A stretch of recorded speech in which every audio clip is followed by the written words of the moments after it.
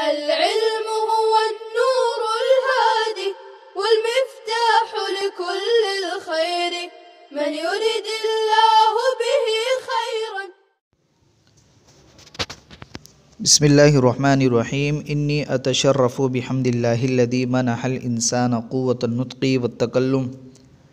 والصلاة والسلام علی محمد بن عبد اللہ سید الکونین وسید الانام محمد صلی اللہ علیہ وسلم وعلی آلہ الذین ما رسوا امتثال اوامر اللہ وتحقیق توجیہات دین. اما بعد، گزشتہ سے پیوستہ تمرین نمبر 23 مکمل ہو چکی ہے، جس میں ہم نے اس قاعدے کی مشق کی ہے کہ جملے کی شکل میں صفت آیا کرتی ہے. تو جیسا کہ میں نے ماقبل سبق میں بتلایا تھا کہ تمرین کے اختتام اور مکمل ہونے کے بعد ہم صاحب کتاب کے نشان لگے ہوئے کلمات کو دیکھیں گے، ان کا اجرا کریں گے. قاعدہ اپنے ذہن میں رکھیے کہ اگر کوئی اسم معرفہ شروع کلام میں آئے تو اس کے بعد میں آنے والا کلمہ یا اس کے بعد میں آنے والا کلام اس اسم معرفہ کی خبر بنا کرتا ہے. شروع کلام میں اسم معرفہ ہو تو وہ مبتدا اور درمیانے اور اس کے بعد میں آنے والا کلمہ یا کلام اس اسم معرفہ کے لیے خبر بنا کرتا ہے. یہ ایک بات. دوسری بات یہ کہ اگر کوئی اسم معرفہ درمیانے کلام میں آئے اور اس کے بعد جملہ آئے تو اس اسم معرفہ کو آپ ذوالحال اور بعد میں آنے والے جملے کو حال بنائیں گے. اسی طریقے سے نمبر 3، اگر کوئی اسم نکرہ درمیانے کلام میں آئے، جیسا کہ صاحب کتاب نے اسی قاعدے کی طرف زور دیا ہے، اگر کوئی اسم نکرہ درمیانے کلام میں آئے اور اس کے بعد جملہ آئے تو اس اسم نکرہ کو موصوف اور اس کے بعد میں آنے والے جملے کو اس اسم نکرہ موصوف کی صفت بنایا جاتا ہے. لیکن اگر کوئی اسم معرفہ درمیانے کلام میں آئے اور آپ اسے موصوف بنانا چاہ رہے ہو اور اس کے بعد میں کوئی جملہ ہے، تو ایسی صورت میں جملہ چونکہ نکرہ کے حکم میں ہوا کرتا ہے تو آپ ڈائریکٹ اس اسم نکرہ کو یا ڈائریکٹ اس جملے نکرہ کو اس اسم معرفہ کی صفت نہیں بنا سکتے. درمیان میں آپ کو اسم موصول کا استعمال کرنا ضروری ہے، جیسا کہ تمرین نمبر 23 میں ہم نے لگے ہوئے نشان کو دیکھا کہ اس میں اکثر و بیشتر انہی کلمات پر نشان لگائے گئے ہیں جہاں اسم معرفہ کے بعد جملہ آ رہا ہے اور دونوں کے درمیان میں اسم موصول کا استعمال کیا جا رہا ہے. آئیے دیکھتے ہیں تمرین کی طرف کہ صاحب کتاب نے کن کن جملوں پر نشان لگائے ہوئے ہیں جو جملے صفت کی شکل میں ہیں، یعنی صفت جملے کی شکل میں ہیں. نمبر 1 میں آپ دیکھیے التی تکثر فیہا المیاہ. التی تکثر فیہا المیاہ یہ صفت ہے الاراضی کی. الاراضی اسم معرفہ ہے اور تکثر فیہا المیاہ یہ جملہ اس میں نکرہ ہے. تو الاراضی کی ہمیں صفت بنانا تھا تکثر فیہا المیاہ کو، تو ایسی صورت میں دونوں کے درمیان میں التی اسم موصول کا استعمال کیا تاکہ الاراضی اور التی تکثر فیہا المیاہ کے درمیان مطابقت پیدا ہو جائے. لابد من المطابقت بین الموصوف والصفت، موصوف صفت کے درمیان میں مطابقت کا ہونا از حد ضروری ہے. الاراضی یہ موصوف ہے، الحدبتی الاراضی کی صفت اول ہے اور التی تکثر فیہا المیاہ یہ الاراضی کے لیے صفت ثانی ہے. نمبر 2 جملے میں آپ دیکھیے نشان لگا ہوا ہے التی تجاورہا. تو یہ التی تجاورہا البلاد کی صفت ہے. البلاد موصوف ہے، اسم معرفہ ہیں، درمیانے کلام میں ہے، اور التی تجاورہا تجاورہا یہ اس جملے نکرہ ہے اور البلاد کی صفت ہے، لیکن موصوف صفت کے درمیان مطابقت کا ہونا ضروری ہے، اس لیے التی کا استعمال کیا. تو یہاں البلاد کی صفت التی تجاورہا صفت بشکل جملہ. اسی میں ایک اور نشان لگا ہوا ہے التی تستعمل فی البناء. تو یہاں التی تستعمل فی البناء یہ الحجارتی کی صفت ہے. الحجارتی موصوف ہے اور التی اسم موصول ہے، تستعمل فی البناء یہ پورا جملہ الحجارتی کی صفت ہے، صفت بشکل جملہ. نمبر 3 میں دیکھیے آپ انحق قواہ و ادنا جسمہ. انحق قواہ و ادنا جسمہ. تو یہ مرد مضاف ہے، ہی ضمیر مضاف الیہ ہے، مضاف الیہ مل کر یہ اسم معرفہ ہے، موصوف ہے۔ مرد مضاف ہے اور ہی ضمیر مضاف الیہ ہے، تو مضاف الیہ مل کر یہ اسم معرفہ ہے، موصوف ہے، یعنی اسم معرفہ درمیان کلام میں واقع ہوا۔ الشدید یہ مرض کی صفت اول ہے، اور الذی اسم موصول ہے، انہک قواہ و ادنا جسمہ یہ پورا جملہ ہے جو کہ نکرہ کے حکم میں ہے، ہمیں اسے مرد کی صفت بنانا ہے، تو ایسی صورت میں ہمیں اس میں معرفہ کی تعویل کرنا ضروری ہے، اس لیے الذی اسم موصول کا استعمال کیا۔ مرض ہی موصوف ہے، الشدید صفت اول ہے، اور الذی انہک قواہ و ادنا جسمہ یہ مرد ہی کی صفت ثانی ہے، صفت بشکل جملہ۔ نمبر 4 میں آپ دیکھیے الذی یدفع الاذی عن نفسہ،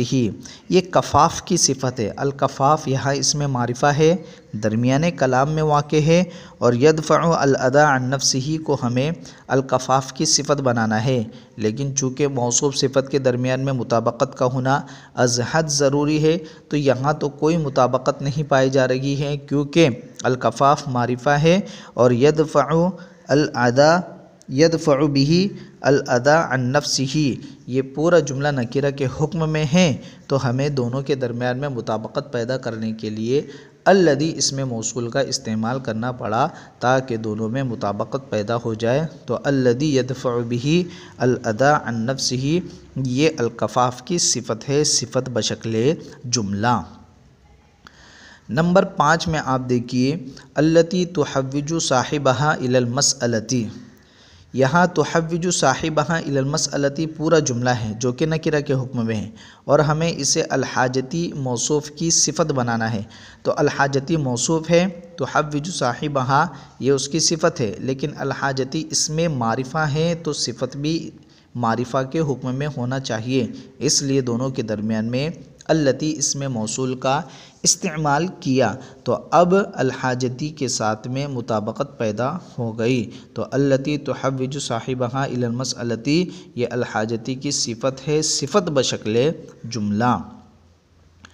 نمبر 6 میں آپ دیکھیے واشکر لمعلمک الذی یعنی بتعلیمک ویتعب فی تادیبک، یہاں معلم مضاف ہے، کاف ضمیر مضاف الیہ ہے، مضاف الیہ مل کر یہ موصوف ہے، اسم معرفہ ہے، درمیان کلام میں ہے، اور الذی یعنی بتعلیمک تو یعنی بتعلیمک ویتعب فی تادیبک پورا جملہ ہے جو کہ نکرہ کے حکم میں ہے، لیکن ہمیں اسے معلمک کی صفت بنانا ہے، تو موصوف صفت کے درمیان میں ہم نے الذی اسم موصول کا استعمال کیا تاکہ اسم معرفہ کی صفت معرفہ کے حکم میں ہو، وہ بن جائے، تو الذی یعنی بتعلیمک یہ صفت ہے، صفت بشکل جملہ۔ اسی جملے میں وطنک الذی فیہ نشأت وترعرعت، تو وطن مضاف ہے، کاف ضمیر مضاف الیہ ہے، مضاف الیہ مل کر یہ اسم معرفہ ہے، موصوف ہے، الذی اسم موصول ہے، اور فیہ نشأت وترعرعت یہ پورا جملہ ہے جسے ہمیں وطنک کی صفت بنانا ہے، تو ایسی صورت میں دونوں کے درمیان میں مطابقت کا پیدا کرنا ضروری تھا، اس لیے الذی اسم موصول کا استعمال کیا گیا۔ جب اسم موصول کا استعمال ہو گیا تو اسم معرفہ کے ساتھ میں موصوف کے ساتھ میں اس کی صفت جو کہ اس میں جملے نکرہ تھی، دونوں کے درمیان میں مطابقت پیدا ہو گئی، صفت بشکل جملہ۔ اسی طریقے سے نمبر 7 میں آپ دیکھیے افرأیتم الماء الذی تشربون، الماء موصوف ہے اور تشربون یہ پورا جملہ ہے، یہ الماء کی صفت بننا ہے، لیکن الماء اسم معرفہ ہے، تشربون یہ جملے نکرہ ہے، دونوں کے درمیان میں مطابقت ضروری ہے، تو ہم نے الذی اسم موصول کا استعمال کیا جس کی وجہ سے دونوں میں مطابقت پیدا ہو گئی، تو اب الذی تشربون جملے کی شکل میں یہ الماء کی صفت ہے۔ اسی طریقے سے نمبر 8 میں آپ دیکھیے افرأیتم النار التی تورون، تو النار یہاں موصوف ہے، التی اس میں موصول ہے، تو النار اس میں معرفہ ہے اور تورون کو ہمیں اس میں معرفہ کی صفت بنانا ہے، لیکن دونوں کے درمیان میں مطابقت نہیں پائی جا رہی ہے، اس لیے اللہ تعالیٰ نے التی اس میں موصول کا استعمال دونوں کے درمیان میں کیا تاکہ دونوں کے درمیان میں مطابقت پیدا ہو جائے، جیسا کہ قاعدہ بھی ہے لا بد من المطابقت بین الموصوف والصفت، موصوف صفت کے درمیان میں مطابقت کا ہونا ضروری ہے۔ تو التی تورون صفت بشکل جملہ۔ نمبر 9 میں آپ دیکھیے والانصار الذین اتبعوہ فی ساعۃ العسرۃ، یہاں الانصار اس میں معرفہ ہے، درمیانے کلام میں ہے، اور اس کے بعد میں آنے والا جملہ یہ نکرہ کے حکم میں ہے اور ہمیں الانصار کی اسے صفت بنانا ہے، تو الذین کا استعمال درمیان میں کیا تاکہ اس کے بعد میں آنے والا جملہ یہ الانصار کی صفت بن جائے۔ تو یہاں الذین اتبعوہ فی ساعۃ العسرۃ یہ صفت ہے، صفت بشکل جملہ۔ نمبر 10 میں آپ دیکھیے فالذین آمنوا بہ وعزروہ ونصروہ واتبعوا النور الذی انزل معہ، یہ پورا جملہ ہے، اور النور اس میں معرفہ ہے، درمیانے کلام میں واقع ہے، اور ہمیں انزل معہ کو النور کی صفت بنانا ہے، دونوں کے درمیان میں مطابقت پیدا ہوگی الذی اس میں موصول کے ذریعے، تو الذی اس میں موصول کا استعمال کیا جس کی وجہ سے النور کے ساتھ مطابقت پیدا ہو گئی، دونوں ہی معرفہ کے حکم میں ہو گئے، تو ایسی صورت میں الذی انزل معہ یہ النور کی صفت ہے، صفت بشکل جملہ۔ نمبر 11 میں آپ دیکھیے دو جگہ نشان لگا ہوا ہے الذی کذب وتولی اور الذی یؤتی مالہ یتزکی۔ الاشقی اس میں معرفہ ہے اور الاتقی اس میں معرفہ ہے، الاشقی درمیانے کلام میں ہے، الاتقی درمیانے کلام میں ہے، کذب وتولی پورا جملہ ہے، یؤتی مالہ یتزکی پورا جملہ ہے، اور دونوں ہی جملے کو ہمیں الاشقی کی اور الاتقی کی صفت بنانا ہے، لیکن دونوں کے درمیان میں مطابقت کا ہونا ضروری ہے، ورنہ الاشقی کے بعد کذب وتولی کہا جائے اور الاتقی کے بعد یؤتی مالہ یتزکی کہا جائے تو ایسی صورت میں یہ حال ذوالحال کے مشابہ ہو جائیں گے، لیکن ہمیں ان کی صفت بنانا ہے جملے کو، لیکن جملہ چونکہ نکرہ کے حکم میں ہوا کرتا ہے تو ڈائریکٹ ان کی صفت بنایا نہیں جا سکتا ہے، اس لیے ہم نے الاشقی کے بعد الذی کا استعمال کیا اور الاتقی کے بعد الذی کا استعمال کیا تاکہ یہ صلہ موصول کی تعویل میں ہو کر معرفہ کے حکم میں ہو جائے، اور الاشقی کے ساتھ اور الاتقی کے ساتھ ان کا صفت بننا صحیح ہو، صفت بشکل جملہ۔ الذی کذب وتولی صفت بشکل جملہ اور الذی یؤتی مالہ یتزکی صفت بشکل جملہ۔ اسی طریقے سے نمبر 12 میں آپ دیکھیے قل اذالک خیر ام جنت الخلد التی وعد المتقون، یہاں جنت الخلد یہ مضاف مضاف الیہ مل کر موصوف ہے، چونکہ مضاف الیہ مل کر معرفہ کی قسموں میں سے ہے تو یہ درمیانے کلام میں اس میں معرفہ آیا، مرکب کی شکل میں درمیانے کلام میں اس میں معرفہ آیا، اور وعد المتقون اور اسی طریقے سے کانت لہم جزاء و مصیرا، دونوں کے دونوں مستقل اپنے اپنے جملے ہیں اور دونوں ہی نکرہ کے حکم میں ہیں، اور ہمیں انہیں جنت الخلد کی صفت بنانا ہے، تو جیسا کہ قاعدہ ہے کہ اگر اس میں معرفہ درمیانے کلام میں ہو اس کے بعد جملہ ہو تو دونوں کے درمیان میں اس میں موصول کا استعمال موصوف صفت کی ترکیب کے لیے ضروری ہے، اس لیے یہاں التی اس میں موصول کا استعمال کیا گیا تاکہ جنت الخلد کے لیے وعد المتقون اور کانت لہم جزاء و مصیرا یہ صفت بننا ان کا آسان ہو جائے، صفت بشکل جملہ۔ نمبر 13 میں آپ دیکھیے وما نقموا منہم الا ان یؤمنوا باللہ العزیز الحمید الذی لہ ملک السماوات والارض، یہاں پر باللہ یہ اس میں معرفہ ہے، درمیانے کلام میں ہے،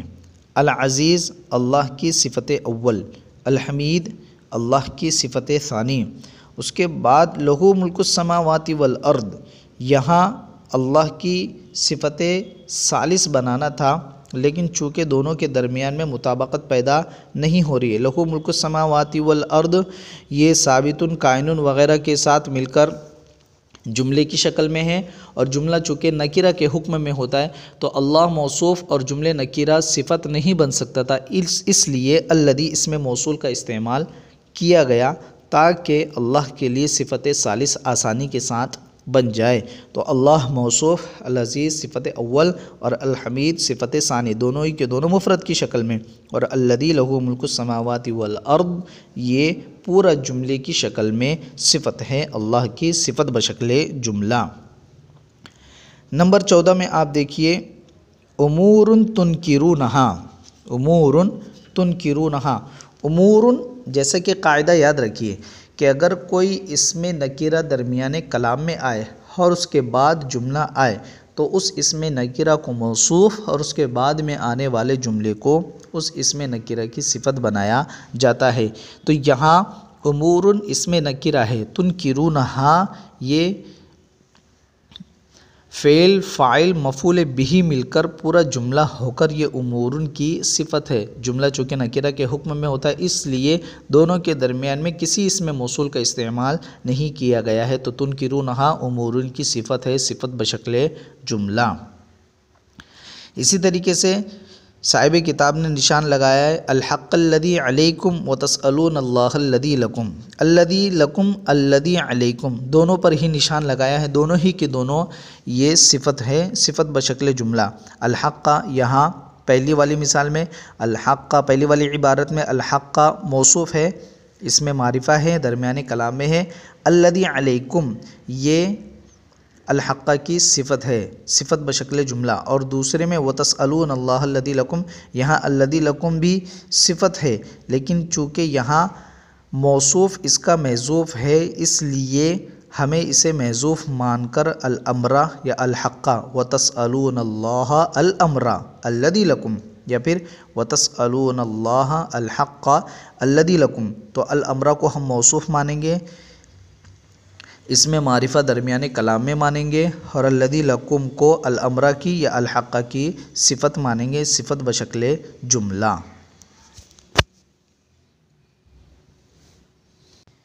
یہ تھی آپ کی تمرین نمبر 23 مکمل ہو چکی، ترجمے کے اعتبار سے بھی اور نشان لگے ہوئے کلمات کو حل کرنے کے اعتبار سے بھی۔ امید کرتا ہوں کہ آپ لوگوں نے اچھی طریقے سے اسے سمجھ لیا ہوگا۔ آئندہ تمرین انشاءاللہ اگلے درس میں حل کی جائے گی۔ وصلی اللہ علی نبینا محمد وعلی آلہ وصحبہ اجمعین۔ السلام عليكم، لا تنسوا الاعجاب بالفيديو والاشتراك في القناة تشجيعا لنا لنستمر بنشر المزيد إن شاء الله.